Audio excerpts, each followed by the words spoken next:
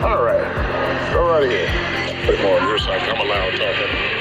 Sure. Yeah. So I think for the last few years, the focus has really been on commercial, whether that's been, getting a vacant building, putting somebody in it, and then selling it, one to maybe two transactions at most a year, and looking to move more into the residential side, feeling like that's where the money is and the volume play that we'd like to move forward with. These bigger buildings, they just don't turn as quickly. 360-day turn just from the time you list it, right? So when you acquire it, you're looking, potentially 24 months. And that's a quick turn, right? Between buying, fixing, getting it leased up and selling it. So I have some experience in residential. I know Greg has a bit of it, quite a bit as well. And just looking kind of for a shift in focus to do more deals and get things turning a little bit quicker. We want to turn transactions faster, like one or two a month, and then we'll see what that looks like. But it's finding the properties, finding the deals, being able to turn it, and making sure that we analyze the cost and the return, and get into a good cadence of turning some properties. Well, what's interesting is this Purple Bricks, Zillow, they're all now into buying houses and kind of like flipping them also. They're going for smaller profit margins. They're going more volume, which is still a good business model. But I don't know about you guys. I've been here my whole life. I don't know nobody that's dominating Sacramento. Yeah. I mean, at one point, the ugly house people, man, I could go nowhere without seeing their big billboards, we buy ugly houses. Yeah. And I'm like, even the Land Park, they had such a gigantic, I'm like, wow. Yeah. And obviously, I guess they didn't get enough calls to keep that volume up. It's pretty expensive. But I think that's a nice project to come up with something that, I don't know what the name of the company is. Chris and Craig buy Sacramento houses, put out the we buy quickly, we'll close quickly. Yeah. But once your name gets out there, especially from the marketing, people are going to be calling. They're going to be calling because they want to get rid of it. Whether it's an ugly house, which, that's probably going to be the majority of things, because the person that has a house can't afford to repair it. They know they can't get full value. They just want to get some money. Mm-hmm. But nobody's dominating like that. So, we buy Sacramento stock. I don't know where you guys want to go. If it's just here, if it's over, I don't know, wherever you want to go. But, be a strong presence. I think that's great. I think we're open to markets. I mean, if there's a market that, has obviously you look at some places like Granite Bay and Roseville, and they have these higher end houses. That's not really, I think, what we're looking at. We're looking in areas where you can get something more cost effective, and whether that's multifamily, a few units or something to that effect. You got to go bread and butter. Man. Yeah. Bread, especially if you're turning. Yeah. The big $1 million, they're a bigger check, but you got less people buying. Mm-hmm. With that type of money. So, if we were in LA, man, that's bread and butter there is $1 million, $2 million, $3 million. Well, I'm thinking, like, let's say multifamily, like a duplex or something like that you can sell both sides or something to that effect. Doesn't necessarily have to be 10 There's some neat things going on now. You probably already know about this. The ADUs, accessory dwelling units or secondary units. Nobody's really pushing that. You can buy a property and like I have one I'm going to tell you about. It's got two houses on one lot. Mm-hmm. But you could put a unit in the back and increase the value, increase your rents. Mm-hmm. And the city now is receptive to that because we got a housing problem.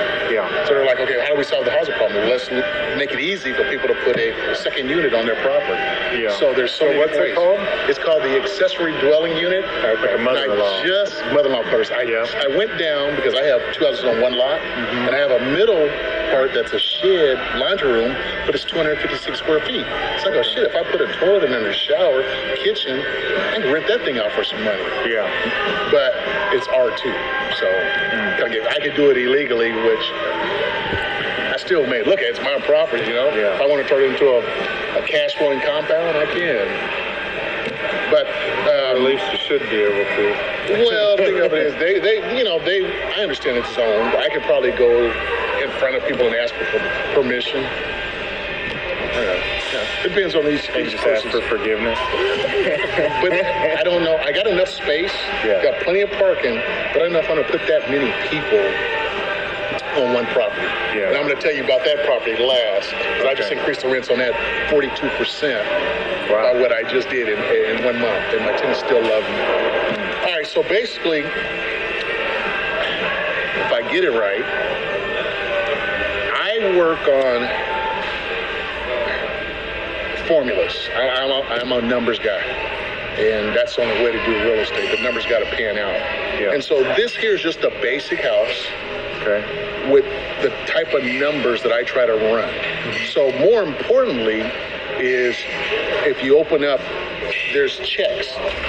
11 ways I teach you to make money with a house. Okay, there's checks in there with different amounts, but there's different amounts of returns on investment. So for me, it's pretty simple. These returns, and there's 11, go ahead and just keep panning forward. These are all checks that can be made from the numbers that I ran. If you find similar houses with similar numbers that you ran here, right? Those numbers can change on any different house. We still should be able to generate the returns on the way I teach you how to make the offers. Okay, so it's all relevant.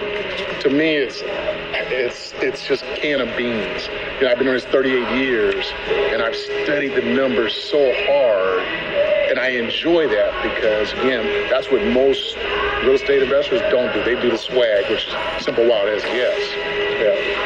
So, and this goes from, again, number 1 is wholesaling. Number 2 is rehabbing. Number 3 is being a landlord. Number 4 is wholesaling. And I'll go through them, okay?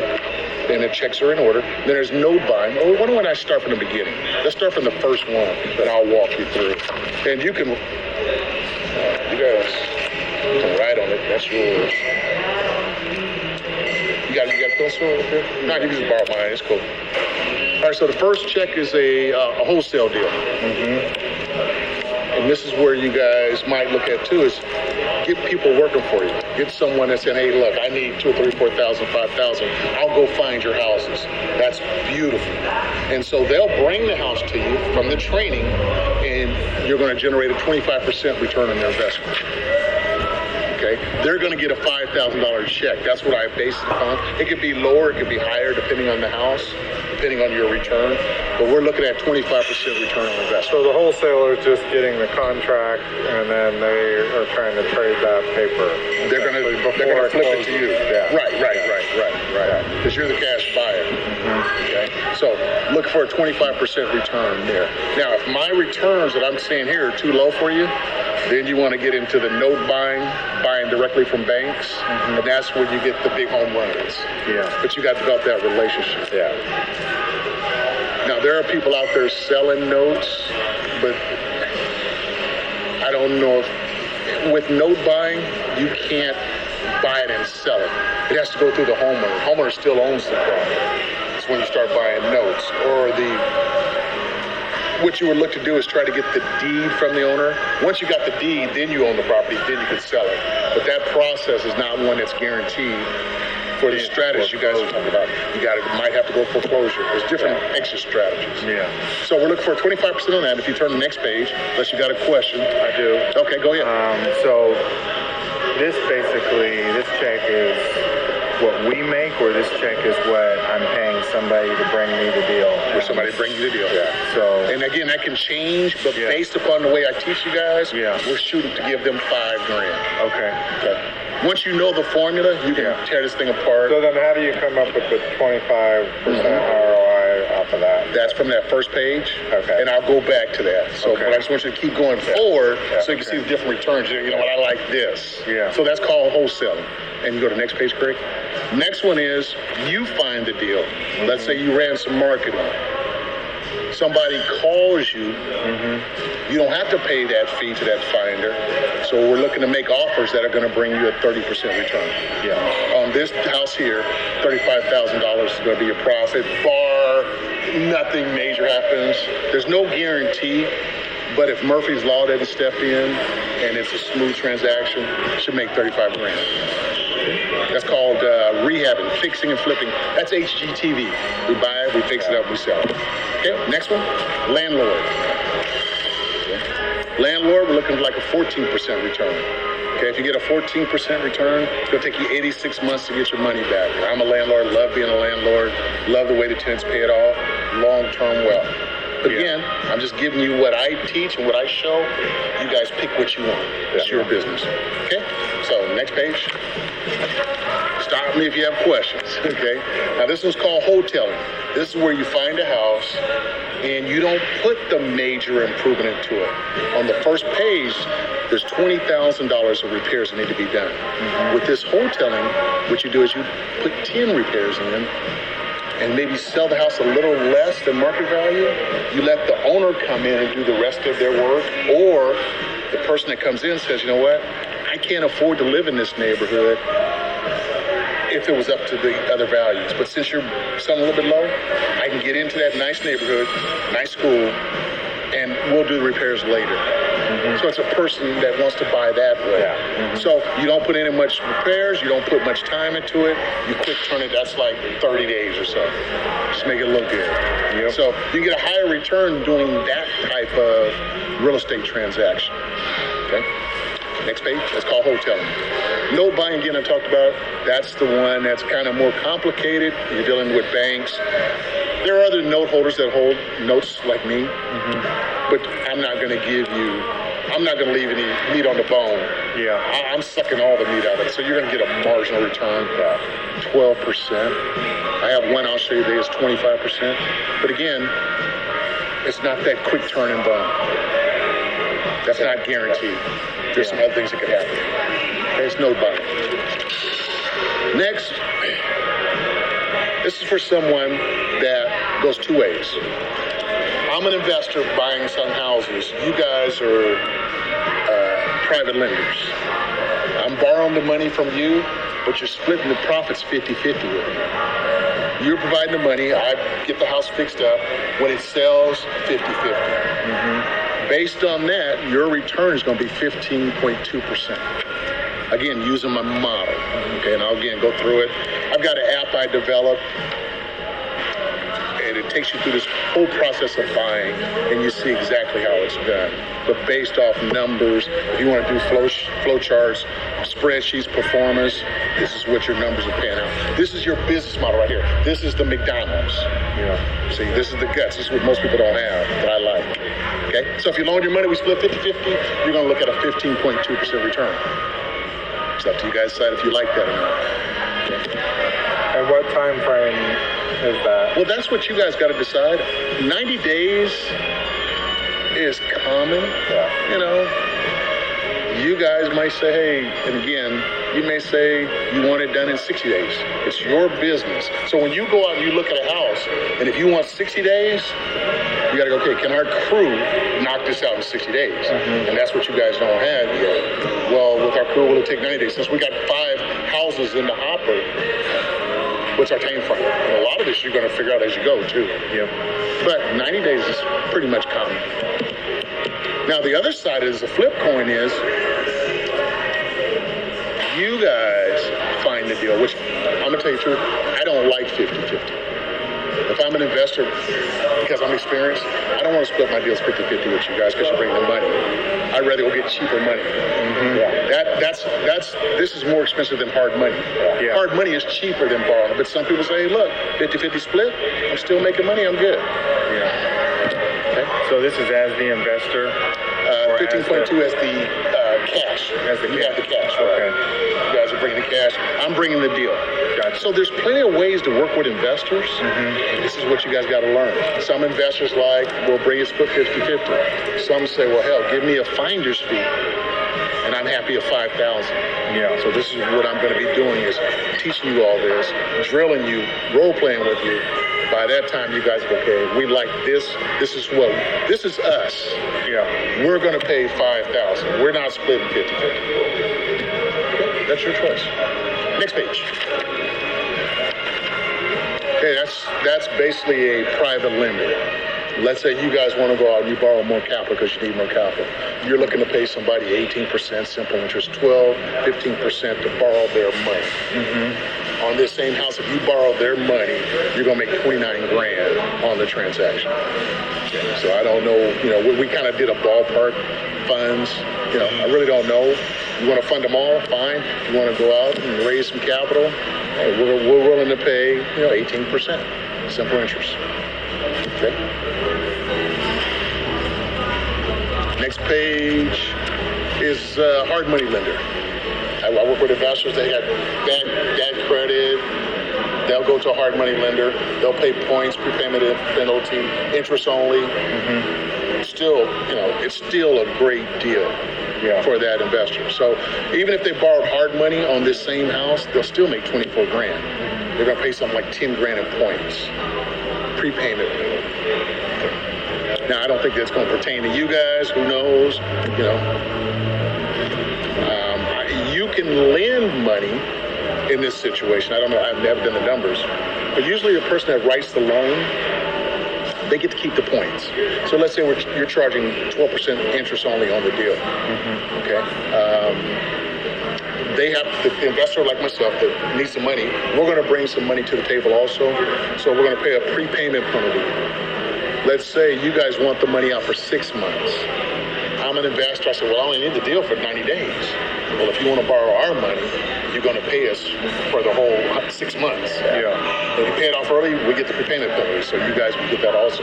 So it depends on how you want your capital to work. And I'm giving you 11 different ways right now what you can do with your money.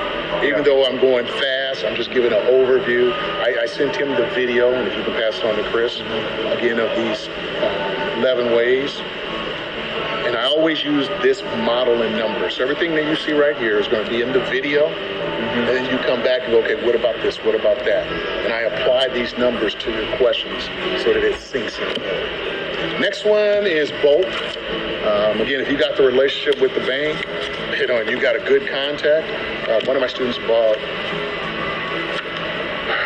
18 notes from one bank because she had that relationship. Did pretty good on them. I've only bought, I think I had 25 to look at in Vegas at one time. I think I might have bought 2 or 3 at one time. I'm just not a volume guy because I'm a one-man operation. But anything's possible if you guys got that relationship. Yeah. See, I don't know. All I know is that you get them in bulk. If you got that right relationship, hey, yeah, we got 20 notes, 20 loans in Sacramento. So what are the good banks that... Well, there's not, I don't like banks per se, or small community banks, credit unions. It's who you've done business with in the past. You can cold call, but it's hard. Yeah. But if you again, from what you've done before, you've got this great contact. Hey, look, now we're trying to, increase some profits with doing some house sales. You got anything on your books that maybe it's a crack house. Maybe it needs a lot of repairs. They got that stuff sitting on the side, that they're not moving. Hey, we like to get it off your hands. That's kind of the relationship you go into. Now, if you don't have that, cool, fine and dandy. As we get moving forward, you're going to have that relationship. If you're borrowing money from maybe an institution, something to think about. Yeah, you're somewhere out, having a meal, and so is, vice president of local community bank. Okay, hey, let's have a conversation. Options, opportunities that we never thought about before. Next, that's buying in bulk if you want. Airbnb. You get the right property.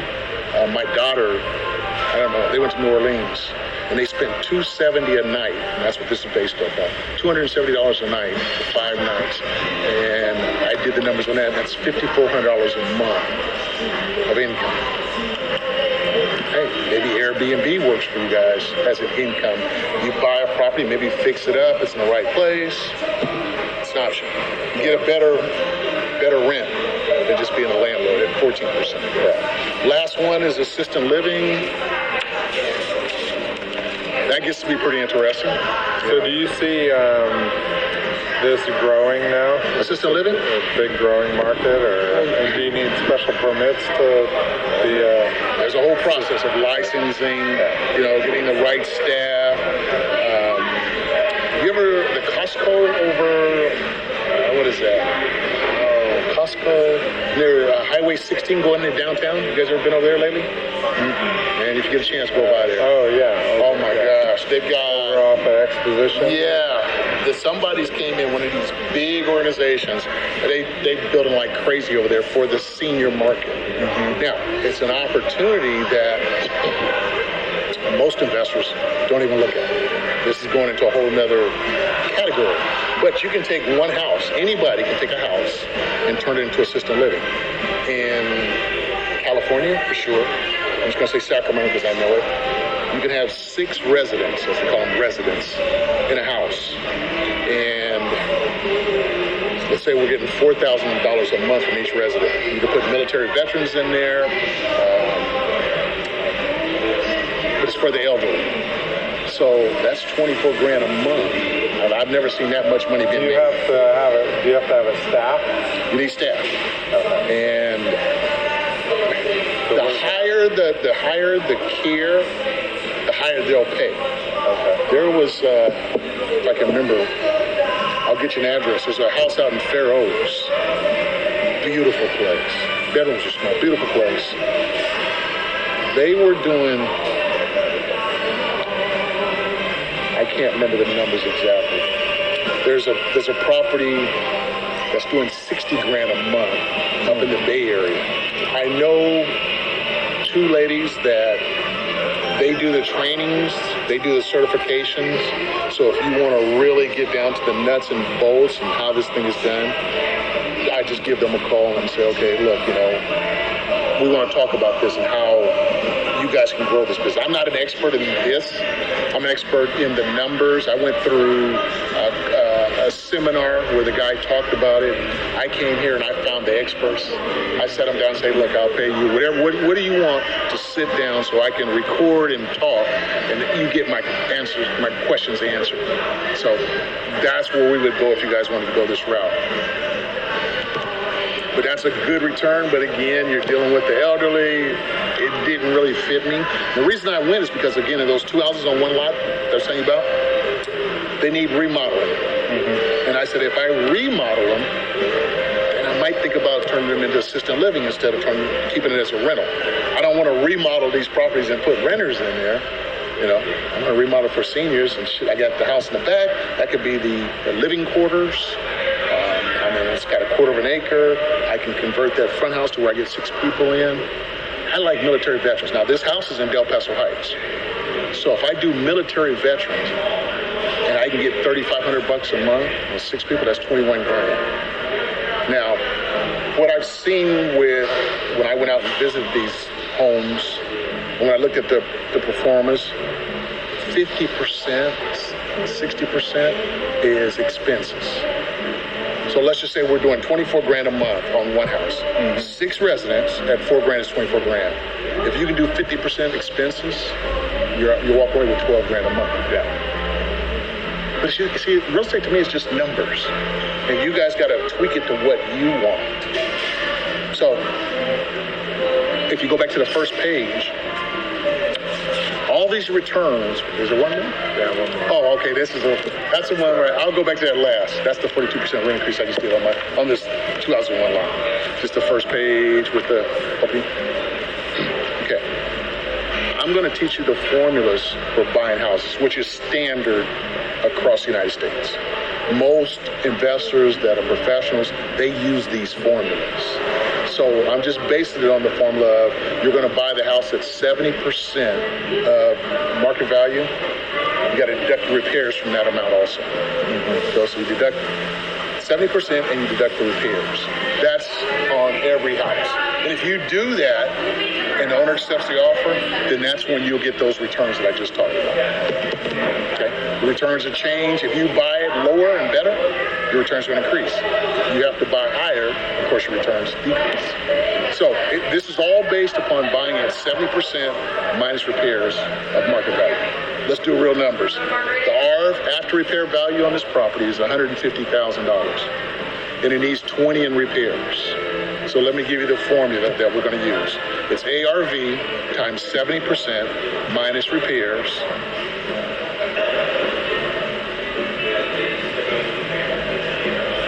ARV. Minus repairs. Got to include the repairs in there.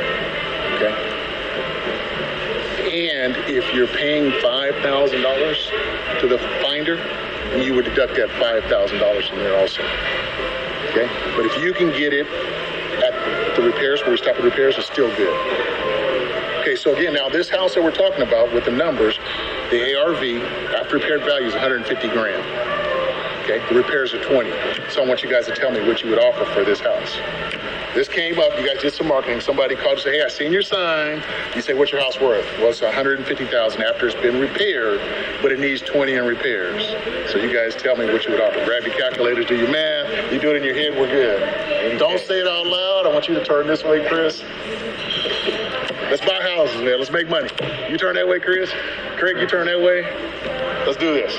I want you guys to give me a number. I'm the seller. The number was on the page, but... Okay, good. Write it down. If you got it, write it down. You probably should work through it, too. You know the number's there, but work through it with your calculator so you can see what we're doing.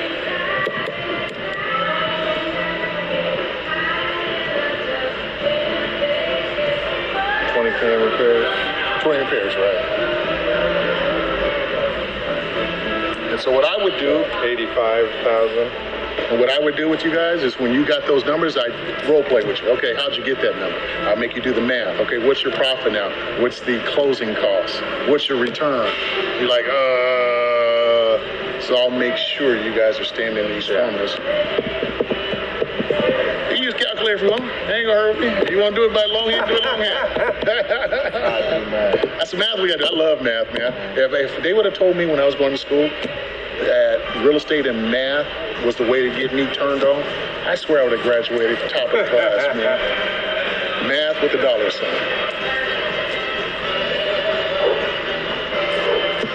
All right, what'd you get? 91. So you would offer me 91. You would have lost money if you didn't use the formula correctly.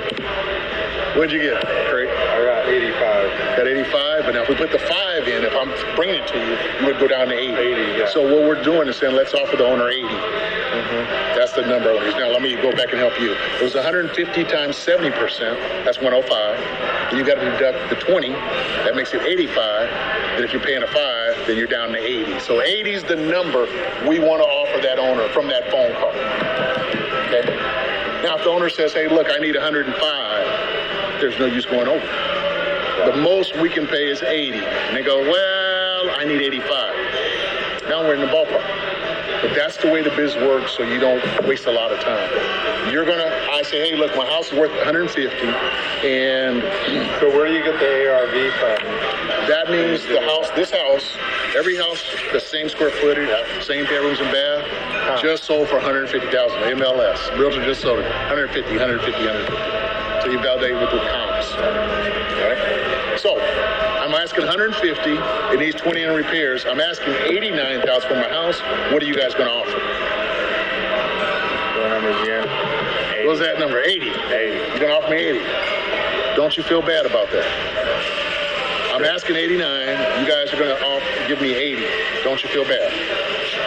No, this is business. This is how you're going to make your money.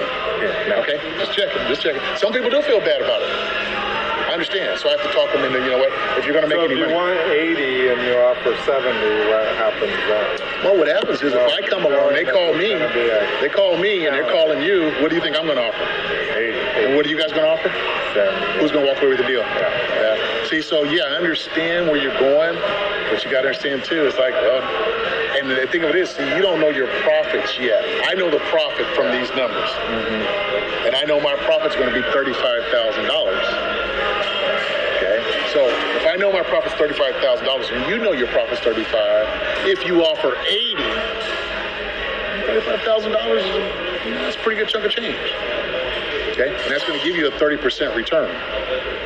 See, I love numbers, and I know I'm going fast and over your head, but I'm just trying to show you guys this is the foundation you need to get this business going.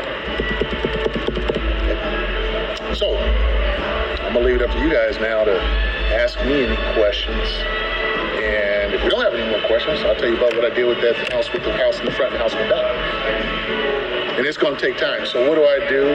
Basically, I train people a few ways. I have $700 a year. That's a Monday through Friday program where I go through all this stuff. Yeah.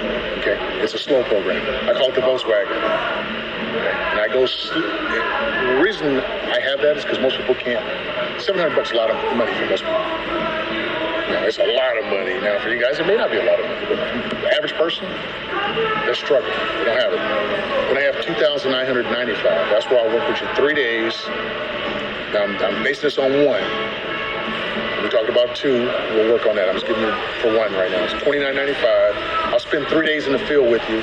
We'll do this, what I'm doing now. We'll go out into the field. We'll go look for houses. I'll make sure you guys run marketing and advertising before we do it, because I want the phone ringing. I want people calling and saying, hey, look, I got a house. Okay? What's the R? I don't know. We have to find it. How much in repairs? Can we come over and take a look at it? You guys ever seen Training Day with Denzel Washington? Yeah. That's exactly what I want to put you guys through. And I'm going to record it, and I'm hoping you make some money. Now, it's your money, my money. I don't split deals.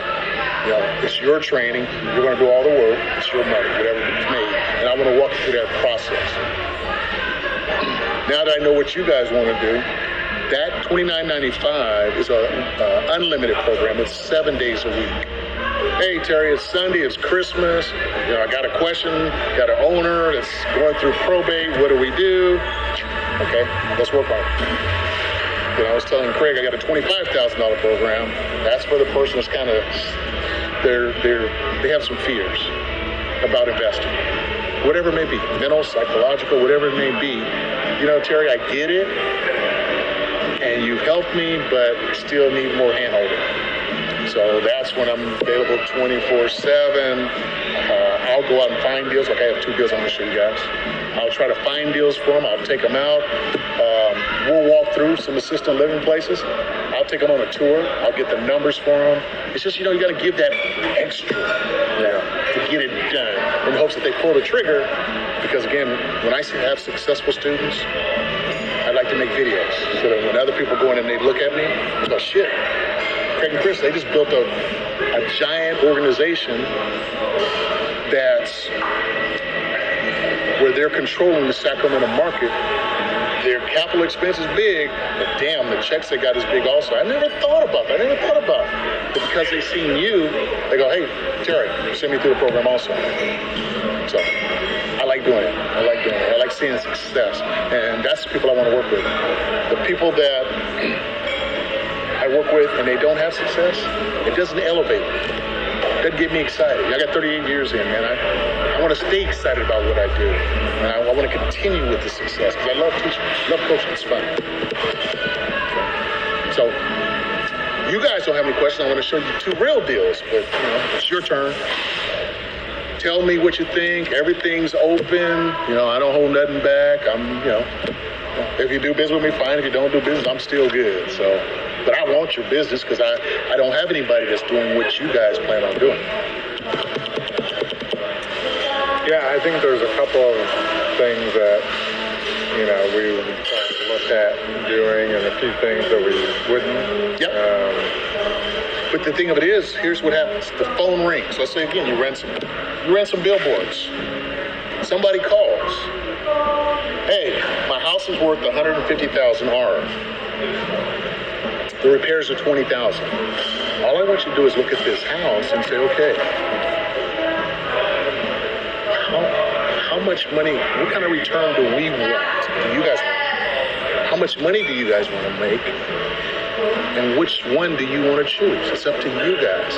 But I don't like to eliminate anything until you look at everything. See, this can be in a spreadsheet. Mm-hmm. I've got an app with all these different ways to train. I use the technology to train you. So let's say you guys are both at home during the week.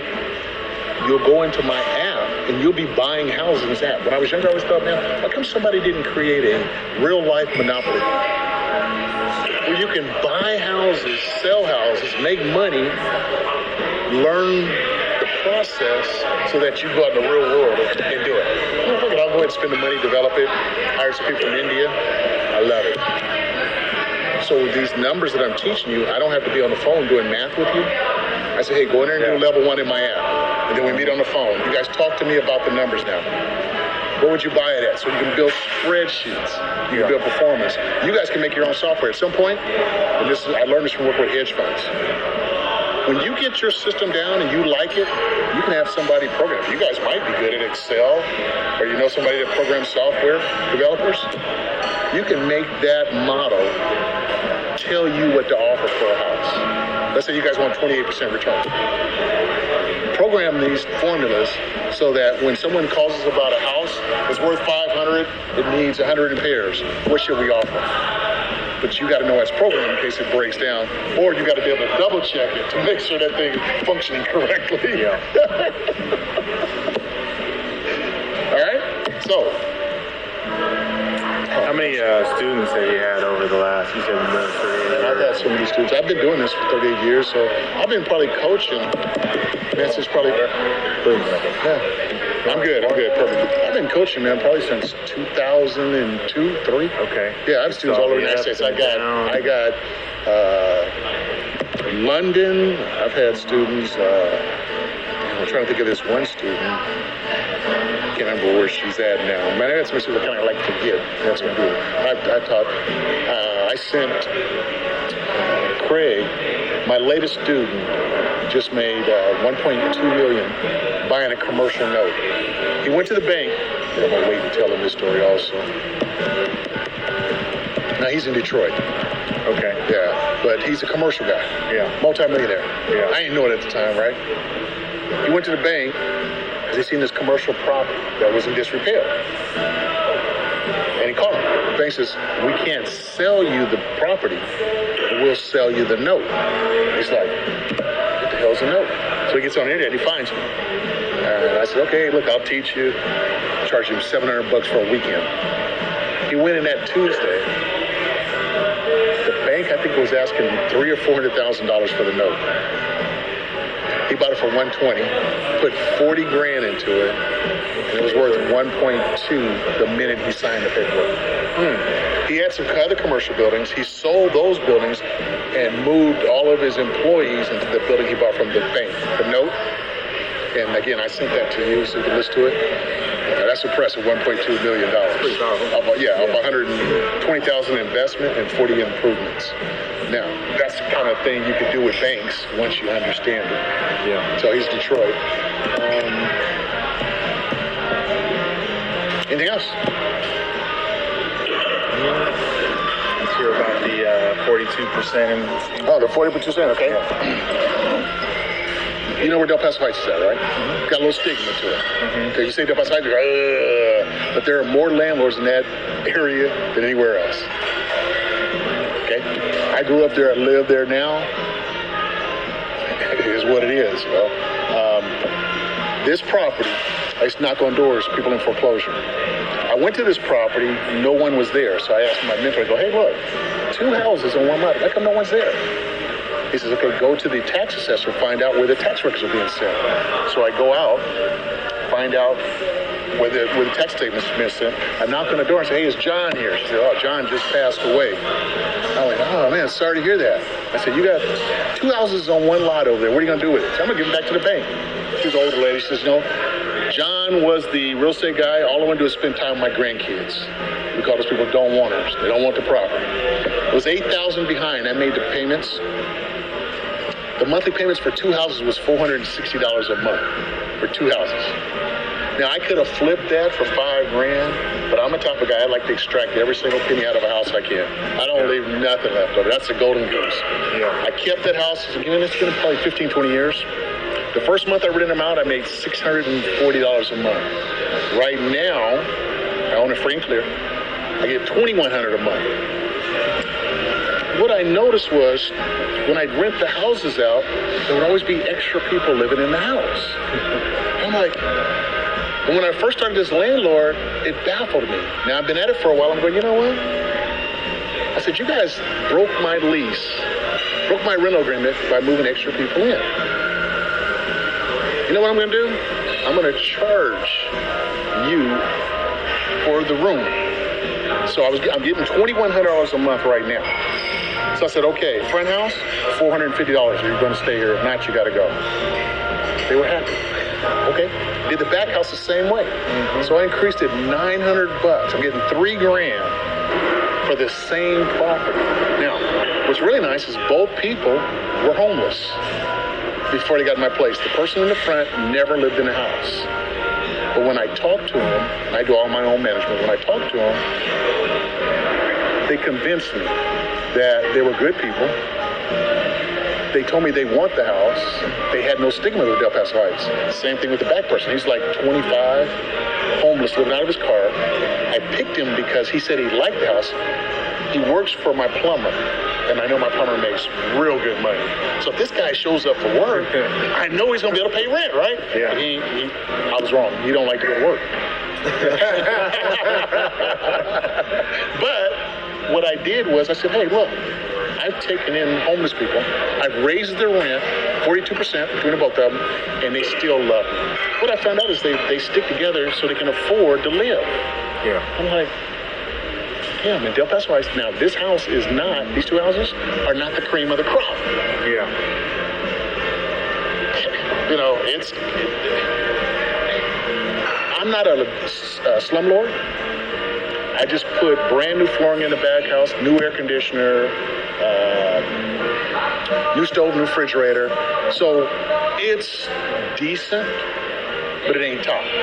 Now, if they're homeless, you look at the lifestyle they have. So reality, the place I'm giving them is plush.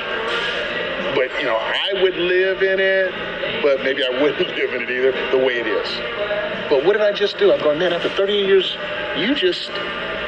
what do you call that program? It's not assisted living. Mm-hmm. It's not Airbnb. What do you call that? Extended stay. Boarding house. Mm-hmm. Yeah. Why did it take me so long to figure that out? So what did I just increase my rent 42%? Yeah.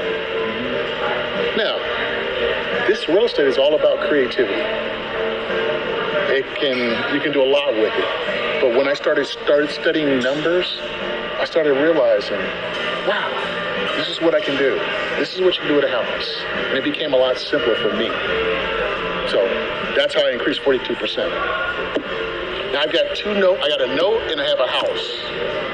That's for sale. Okay, so I'm going to give you the numbers. And So do you ever use external property management? Or Never have. Never have. You know why? I like looking in a person's eye. When I'm a door knocker. I like knocking on doors. Sometimes owners, man, they're pissed because you're at the door. But I've had people, and these are called free houses. I've had people say, you know what? We don't want our house anymore. The first time I did it, like, oh my gosh, why? But now that I've done it a long time, people don't want their house. It's like anything else, like something you don't want, you're willing to give it away or either pay somebody to take it. I don't think I've had anybody pay me yet to take it. I've made money when they gave it to me, but that's also possible, free houses. We're gone, divorce. We don't like each other, we don't like the house, nothing but bad memories. She's going right, I'm going left. House, we don't care. I've had people give me keys. I've had students. I have a student right now. She called me and says, hey, a lawyer gave her the keys to his property. She didn't call me in time, but he had $100,000 of equity. Because she had some death in her family. A lot of people were dying, so she dropped out of the coaching program for a while. She comes and says, hey, I'm still knocking on doors. Let me tell you about this one. I go, oh. She called me. She said, well, the sale was coming up on the house in a week or two. I know how to stop a sale. Either cash or file bankruptcy. Mm-hmm. Delay it somehow. So you get all kinds of stories with this stuff. And again, I'm looking for distressed owners. Yeah. That's where you're going to get the discount. Your life is good. My life is good. We're not going to let anybody come in and buy our house for 70% below market value. I ain't letting anybody rip me off like that. So if you're trying to deal with people that have no distress, it's going to be hard to get your numbers, hard to do your business. And I don't look at it as taking advantage. I look at it as help solve the problem. Yeah. And if they need a little moving money, hey, you know what? We're divorced and going our separate ways. If you can give us a couple of grand for a U-Haul or 10 grand, I try to be generous with them. I know I'm making 35 grand on this house. Well, ultimately it's good for them. It's good for you. It's good business. And it's part of your business. You want people to talk good about you. I'll give you one note deal that I did. This lady was young. She had her mom living with her. She was really ill. And so she was behind 50, 60 payments, making a mortgage payment. I bought that from the bank. I told her, look, you really owe me a lot of money. I said, but can you just start making your normal monthly payment? Let's say it's $400. It was a second mortgage also. I'm great at second mortgages. I love second mortgages. I've even bought third mortgages because I love the plays. They're very strategic. Whether you're a first bank or second bank or third bank, they're all the same power. They all have equal power. So if I can buy in, if you guys are stock guys, tell me what this relates to. I'm hoping to find somebody with stocks and say, you know what, that's the way the stock market works. Because I don't know. But I bought in at a low price, but I had just as much power as anybody else. So I bought in at maybe $4,000. I was owed $40,000. The mortgage was owed $40,000. I bought it from the bank for $4,000. Let's say I'm getting monthly payments of $400. I said, can you just start by making your $400 monthly payment? I don't want any of the back payments. She says, yes.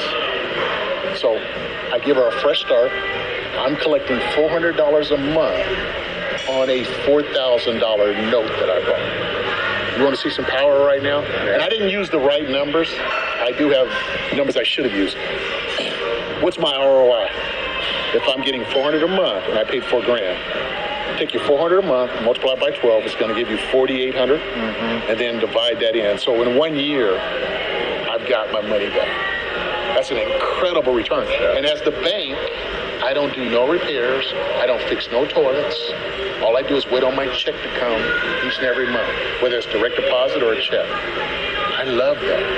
And so that's what I became really good at, is buying second mortgages. I happened to find a bank, that's all they did was sold. I developed a relationship with a husband and wife team. I had their home phone numbers. I had their cell phone numbers. So when they were off work, guess what we were doing? We're doing deals. That's how I got the 25 deals in Vegas. I even knew their matrix that they would sell at. I was like,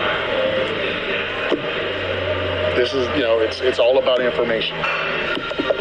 Now, she passed away. The daughter passed away. The mom couldn't do anything with the house, so I think they sold it. And maybe I got a little money from it. But the mom invited me to the funeral. Bill collector gets invited to the funeral. It's crazy, man. But see, I like treating people right. I'm not greedy, and I don't mistreat people because I don't want the same thing to happen to me and my family. You can do this business the right way and still prosper. Greed. I'm not saying I was never greedy before, but I don't believe in that now. Like even now with you guys. I'm giving you everything I got. The reason why? Because I believe in abundance. Look, if you don't do business with me, I don't care. I care, but I don't care. You know what I'm saying? I'm going to show you that I'm a giving person because I know there's more inside of me. You guys are going to bring the rising tide lifts all boats. When I put your video up, these guys are killing it in Sacramento. I'm going to raise my rates. Go ahead, man. So where do you find your deal flow? Where do I find my deal flow? Yeah. It's all marketing. I love marketing. You got to get out there and let people know you're in business. We got to let the world know, hey, we're buying houses in Sacramento. If you got any property you want to sell, give us a call. Yeah. You tell the world that, and they see it on TV, they hear it on the radio, they see it in fine print. There's all kinds of people got problems. Losing their job, divorcing,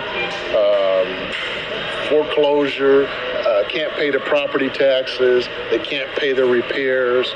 It ain't never ended. It'll still be going on when we leave the earth. So you got to go distress. And that's what I'm good at, distress. I love talking to people. Hey, man, I got a problem with my house. Great, you called the right person. What do we need to do to get you to your next point in life? And what I also love doing is when I buy the note, like I did